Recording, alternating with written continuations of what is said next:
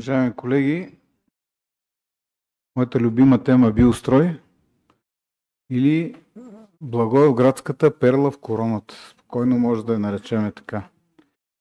Възмездно, демек под наем, ще предоставя техника на общинско предприятие Чистота. Техника закупена от гражданите на Благоевград и сега те ще си плащат наем за нея, за да извършва дейността, за която е купена. И нали всички си даваме сметка защо? Тъй като това дружество няма никаква дейност, ние трябва да намерим начин как да влязат пари в него, за да могат да вървят заплатите на определени хора. Велики сме, винаги можем да измислиме от джоба да извадиме някоя така и друга карта.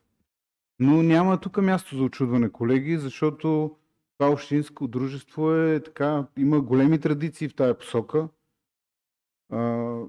Преди 30 години близо изчезна цял завод за бетон и бетонови изделия, уж изнесен в Македония.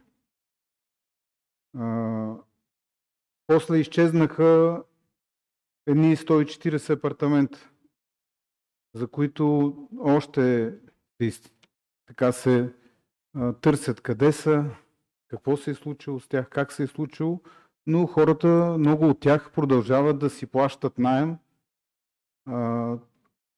Дори в момента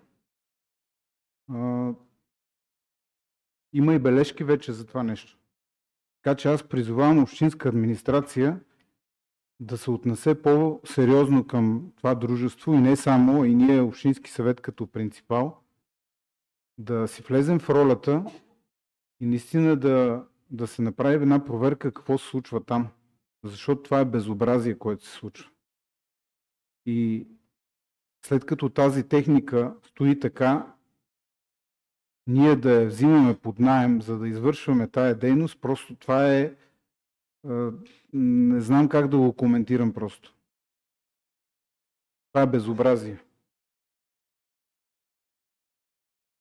Благодаря.